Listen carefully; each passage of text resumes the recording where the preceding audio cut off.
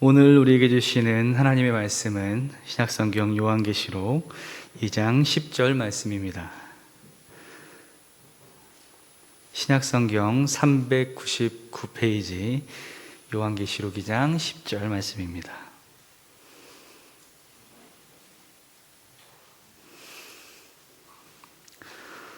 너는 장차 받을 고난을 두려워하지 말라. 볼지어다 마귀가 장차 너희 가운데서 몇 사람을 옥에 던져 시험을 받게 하리니 이는 너희가 10일 동안 환난을 받으리라. 내가 죽도록 충성하라. 그리하면 생명의 관을 내게 주리라. 아멘.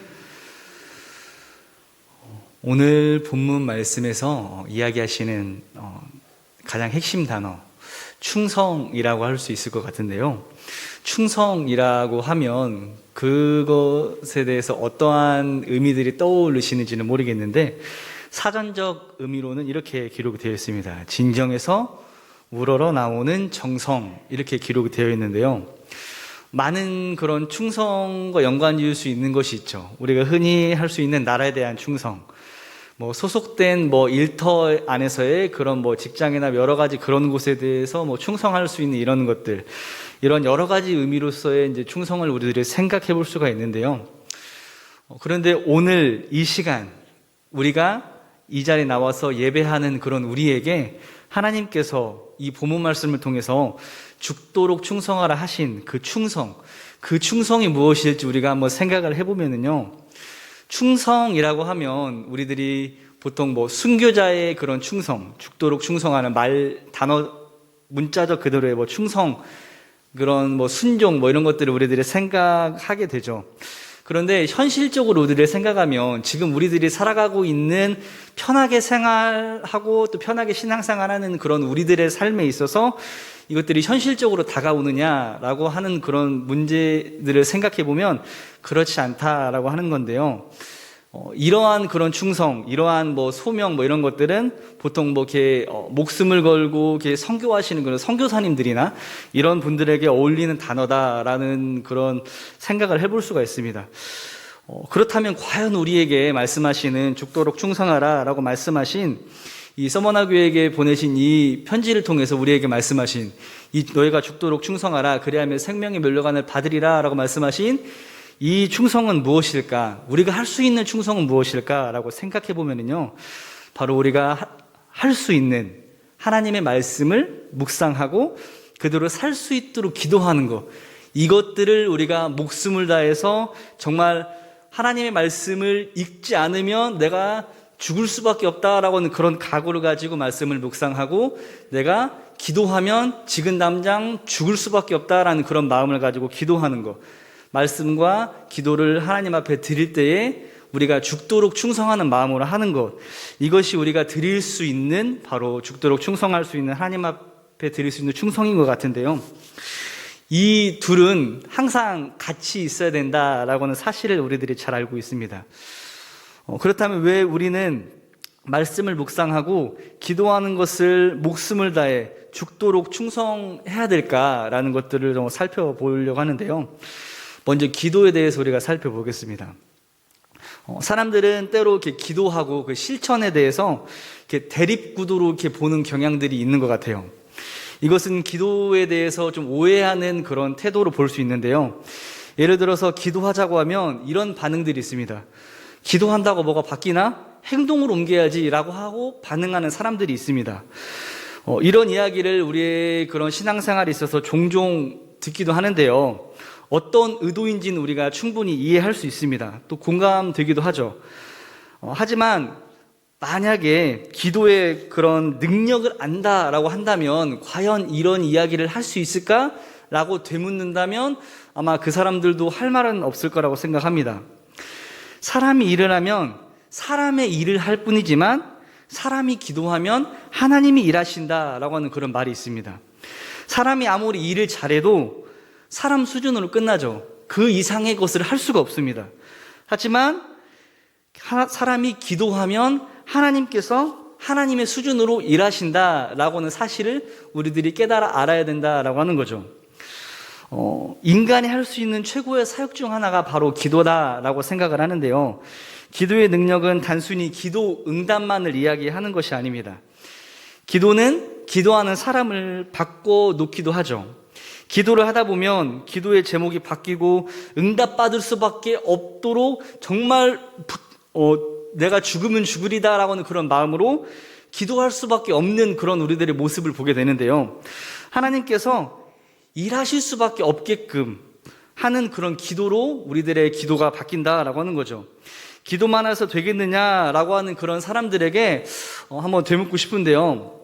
그러면 도대체 기도하지 않고 무엇이 선한지 어떻게 분별할 수 있을까라고 하는 질문을 하고 싶어요. 하나님의 기쁘신 뜻을 기도 없이 어떻게 분별할 수 있을까라고 하는 거죠. 하나님의 뜻대로 행한다고 말하면서 우리가 기도하지 않는다라고 하면 그것이 내 기준의 선악인지 하나님의 기준에서 선악인지 분별할 수 없다라고 하는 거죠. 그러면 이렇게 묻는 사람이 있을 수도 있습니다. 그럼 기도하면 다 되냐라고 묻는 사람이 있겠죠. 그런 사람들에게 저는 이렇게 말하고 싶습니다. 기도하면 됩니다 라고 이렇게 말하고 싶어요. 하나님이 일하실 수 있도록 인간 편에서 가장 역동적인, 하나님께서 할 수 있도록 우리가 하는 가장 역동적인 사역이 바로 기도다라고 하는 거죠. 우리가 죽도록 충성할 첫 번째 바로 기도다라고 하는 거죠. 하나님께서 일하실 수 있도록 하기 위해서 우리가 반드시 기도해야 된다라고 하는 사실을 다시 한 번 더 우리에게 말씀해 주고 계세요.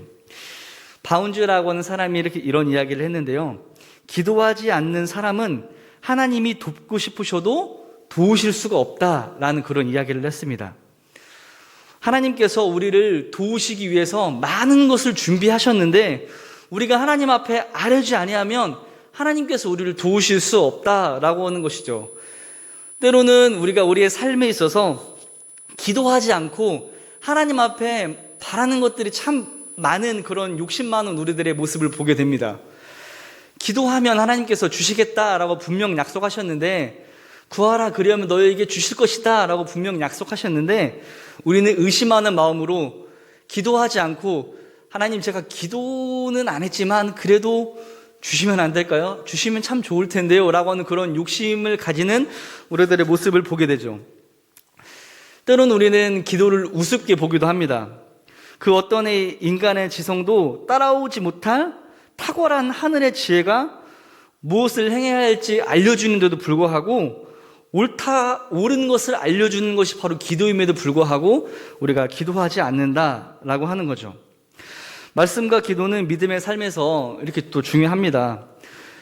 그런데 우리가 말씀과 기도에 비중을 두지 않는데요. 그리고 특별히 더 우리가 하나님 앞에 기도하는 그 시간을 쪼개서 드리는 것이 얼마나 소중한지를 깨닫지 못하고 살아가는 그런 우리의 모습 가운데 우리가 살아간다라고 하는 거죠. 아침에 일어나서 하나님 앞에 무사히 오늘도 일어나게 해주심에 감사하고 하루를 마무리할 때 하루를 마무리하게 해주신 하나님 앞에 감사하면서 기도드리는 그 시간이 얼마나 중요한지 모르고 우리가 이런 이야기를 들을 때마다 다른 방법은 없습니까? 알고 있는데 좀 더 빠른 방법을 알려주세요. 또 기도 얘기하네 하는 그런 우리들의 모습을 우리들이 그런 뉘앙스를 풍기면서 우리들이 살아간다라고 하는 거죠. 그런데 어떻게 우리가 기도를 빼먹고 우리의 믿음에 대해서 논할 수 있을까라는 것들을 생각해 보면 정말 우리에게 기도가 필요하다. 기도 외에는 하나님께서 일하실 수 있도록 하나님을 움직일 수 있는 방법이 없다라고 하는 사실을 우리가 다시 한 번 더 깨달아 알아야 된다라는 것을 우리에게 교훈해 주고 계시죠. 우리가 무엇인가 교회 안에서 사역을 하고 뭔가 이렇게 봉사를 하고 이렇게 하다 보면 열정과 책임감이 일시적으로는 생길 수가 있지만 그 사역이 잘 안 되거나 봉사할 때에 뭔가 사람과의 관계에서 뭔가 서운하거나 이런 일들이 생기게 되면 그런 공급됐던 그런 열정적인 에너지가 끊어지게 되죠. 하지만 그 이외에 우리가 기도가 함께 따라온다라고 하면 비록 사람과의 관계에서 실망하거나 때로는 그것에 인해서 서운한 마음이 든다라고 할지라도 기도를 통해서 하나님께서 우리에게 주시는 그런 힘을 통해서 우리가 하나님의 일들을 잘 감당할 수 있다라고 라고 하는 사실을 다시 한 번 더 우리에게 주님께서 말씀해 주고 계세요. 그래서 우리들이 기도하는 거, 사무엘이 말하잖아요. 내가 기도 쉬는 죄를 범치 않겠다라고 얘기했던 것처럼 우리들도 하나님 앞에 기도하는 거, 우리의 영혼의 호흡이다라고 하는 사실을 다시 한 번 더 깨닫고 기도의 중요성을 다시 한 번 더 생각하시면서 기도하기 힘쓰는 그런 우리들이 되기를 소망합니다. 두 번째로 말씀은 어떨까라고 생각을 해보면요, 베드로전서 1장 24절에서 25절에 이렇게 말씀을 하시는데요, 그러므로 모든 육체는 풀과 같고 그 모든 영광은 풀의 꽃과 같으니 풀은 마르고 꽃은 떨어지되 오직 주의 말씀은 새삼토록 있도다 하였으니 너희에게 전한 복음이 곧 이 말씀이니라. 아멘. 영원히 변질되지 않는 그 말씀에서 삶의 원동력을 찾는 그 사람은 절대로 낙심하거나 주저하는 일이 생기지 않는다라고 분명하게 말씀하십니다. 잠깐은 흔들릴 수는 있겠죠. 흔들리지만 그 흔들리지 않는 그 말씀, 나의 마음은 흔들리지만 절대로 변함이 없고 흔들리지 않는 그 하나님의 말씀을 근거로 우리가 다시 일어설 수 있게 된다라고 하는 그런 사실을 다시 한 번 더 우리에게 말씀해 주십니다. 이사야 40장 31절에 말씀하시는데요, 오직 여호와를 앙망하는 자는 새 힘을 얻으리니 독수리가 날개치며 올라감 같을 것이요 다른 박자라여도 곤비하지 아니하겠고 걸어가도 피곤하지 아니하리로다. 믿음으로 살고자 하는 그리스도인이다 라고 한다면 기도와 더불어서 말씀이 그 마음에 자리해야만 합니다. 우리의 삶을 말씀과 기도 중심으로 세울 때 말씀과 기도의 능력을 경험해 본 사람이라야 말씀을 볼 맛도 나고 기도할 그럴 맛도 생기는 것이죠.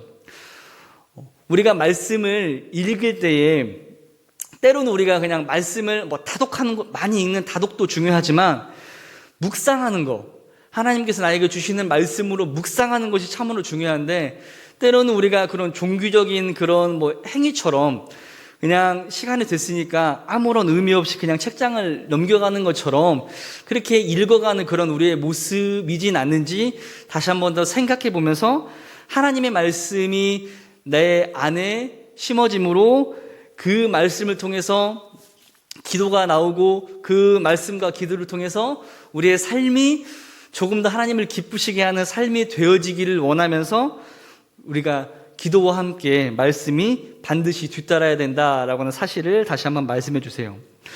말씀과 그런 기도는 뗄래야 뗄 수 없는 그런 관계인데요, 하나님의 말씀으로 기도해야 반드시 응답받는 기도가 되기 때문이에요. 우리가 우리의 그런 정욕을 따라서 우리의 욕심을 따라서 기도하는 것이 아니라 하나님의 그런 말씀을 기준으로 어떻게 기도해야 되는지를 이 말씀을 통해서 우리에게 말씀해 주시기 때문에 반드시 말씀을 묵상하면서 기도해야 된다라고 하는 사실을 우리에게 말씀해 주시는데요, 우리가 중언부언하지 않도록, 내 욕심대로 기도하지 않도록, 세상 사람들이 그냥 다른 데 이렇게 북을 빌듯이 하는 그런 기도가 되지 않도록 하나님의 뜻을 찾기 위해서 분명하게 이 말씀에 기록하신 하나님의 그 뜻을 찾기 위해서 말씀과 기도는 반드시 함께 해야 된다라고 하는 그런 사실을 다시 한 번 더 우리에게 말씀해 주십니다. 특별히 성경 속의 느헤미야의 그런 기도를 우리가 살펴보면은요, 무조건 응답받는 그런 기도와 능력의 말씀이 어떠한 일을 가능하게 했는지를 볼 수 있습니다. 느헤미야가 바벨론에서 평온한 나날을 보내던 그런 어느 날 형제 하나니를 통해서 자신의 조국 예루살렘의 성벽이 이렇게 파괴되고 성문이 이제 불에 타서 허물어졌다는 그런 소식을 듣게 되죠. 이때 느헤미야가 가만히 있었다면 그냥 안락하게 편안하게 그냥 살 수 있었습니다. 그런데 그 소식을 듣자마자 느헤미야는 꿇어 앉아서 금식하며 기도했는데요, 그의 기도에 하나님께서 속히 응답하셨고 예루살렘 성벽 공사를 하라고 하나님께서 허락해 주셨죠. 도대체 느헤미야가 어떻게 구했기에 하나님께서 이렇게 바로 응답하셨을까요? 느헤미야는 말씀을 근거로 기도했습니다. 하나님께서 약속하신 그런 말씀, 그 말씀을 근거로 기도했다라고 하는 것이죠. 느헤미야 1장 8절에서 9절에 이렇게 말씀하시는데요, 옛적에 주께서 주의종 모세에게 명령하여 이르시되 만일 너희가 범죄하면 내가 너희를 여러 나 가운데에 흩을 것이요 만일 내게서 돌아와 내 계명을 지켜 행하면 너희 쫓긴 자가 하늘 끝에 있을지라도 내가 거기서부터 그들을 모아 내 이름을 두려고 택한 곳에 돌아오게 하리라 하신 말씀을 이제 청하건대 기억하옵소서, 이렇게 기도를 했다라고 하는 거죠. 느헤미야가 기도한 것은 신명기 30장에 하나님께서 친히 약속하신 그 말씀을 기준으로, 하나님, 주님께서 이렇게 말씀하시지 않으셨습니까? 하나님께서 하신 그 약속대로 하나님의 그 말씀을 이루어 주옵소서, 그렇게 기도했다라고 하는 거죠. 내가 내게 신명기 30장 1절에 4절에 이렇게 말씀하시는데요. 내가 내게 진술한 모든 복과 저주가 내게 임함으로 내가 내 하나님 여호와로부터 쫓겨난 모든 나라 가운데서 이 일의 마음에 기억이 나거든 너와 내 자손이 내 하나님 여호와께로 돌아와 내가 오늘 내게 명령한 것을 온전히 따라 마음을 다하고 뜻을 다하여 여호와의 말씀을 청종하면 내 하나님 여호와께서 마음을 돌이키시고 너를 긍휼히 여기사 포로에서 돌아오게 하시되 내 하나님 여호와께서 흩으신 그 모든 백성 중에서 너를 모으시리니 내 쫓겨난 자들이 하늘에 있을지라도 내 하나님 여호와께서 거기서 너를 모으실 것이며 거기서부터 너를 이끄실 것이라 라고 하신 이 말씀을 하나님께서 약속하신 이 말씀을 기준으로 하나님 앞에 기도했다라고 하는 것이죠. 구약의 말씀들을 우리가 잘 살펴보면 하나님께서는 하나님의 말씀에 순종하지 않으면 받게 될 그런 심판에 대해서 말씀을 하시면서도 이스라엘 백성에게 기회를 주셨습니다. 너희가 비록 나의 말에 순종하지 않으면 내가 너희에게 벌을 줄 것이지만 너희가 돌이켜 돌아와 나의 말씀에 순종하면 내가 다시 한 번 더 너희가 나의 백성으로 살아갈 수 있도록 그렇게 해주겠다 약속하신 그 말씀, 돌이키면이라는 그 은혜의 약속을 남겨놓으신 것을 기억하면서 그 말씀으로 붙잡고 하나님 앞에 기도했다라고 하는 것이죠. 느헤미야는 이 말씀을 정확하게 기억하고 있었고 이 말씀을 근거로 하나님께 기도했습니다. 약속하신 것을 반드시 지키시는 그런 하나님이시기에 느헤미야의 기도를 들으시고 그에게 성벽 재건을 허락하신 것을 우리가 성경의 말씀을 통해서 볼 수가 있습니다.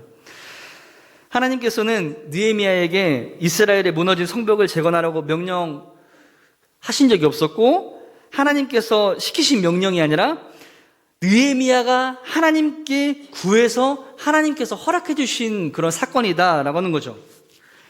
물론 하나님께서도 그런 마음을 가지고 계셨겠지만 느헤미야가 기도함을 통해서 그것을 이루셨다라고 하는 것이죠. 나의 원함과 그런 정욕을 위해서가 아니라 하나님의 말씀을 근거로 기도하면 말씀과 기도는 능력이 되어서 우리를 변화시키는 놀라운 은혜가 된다라고 하는 사실을 우리에게 말씀해 주고 계십니다.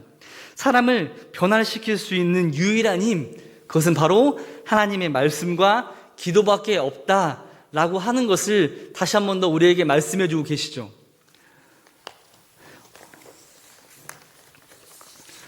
이 말씀과 기도에 기반을 두지 않으면 잠시 사람을 감동시킬 수 있을지는 모릅니다. 하지만 사람이 인생을 바꾸는 것은 불가능합니다. 우리들이 흔히 예전에 수련회나 이런 것들을 통해서 다녀오면 마음이 막 뜨겁고 무엇인가 할 수 있을 것 같고 막 그런 열정을 가지고 있지만 그 열정들이 금방 식어지는 이유가 무엇인가라고 우리들이 생각해 보면 열정은 있고 무엇인가 뜨거운 마음은 있지만 그것들을 더 계속 삶에서 우리들이 연장하기 위해서는 계속 그런 삶을 살기 위해서는 삶의 말씀이 있고 기도가 있어야 되는데 그것들은 없고 단지 열정만 있기 때문에 그러한 식어지는 그런 우리의 모습들을 우리들이 발견하게 되죠. 오늘 죽도록 충성하라 라고 우리에게 하시는 그 말씀, 물론 우리들이 이 말씀 그대로 우리가 때로는 우리의 목숨을 걸고 하나님 앞에 충성해야 될 때가 우리에게 있을 수도 있겠지만 지금 당장 이러한 편안한 그런 삶을 살아가는 우리가 하나님 앞에 어떻게 죽도록 충성할 수 있을까라는 것들을 우리들이 생각해 보면 하나님의 말씀을 묵상하고 하나님 앞에 기도하는 것을 정말 죽으면 죽겠다라고 하는 그런 마음으로 우리의 마음과 정성을 다해 온 힘을 다해서 하는 그런 우리들의 모습이 되어야 된다라고 하는 거죠.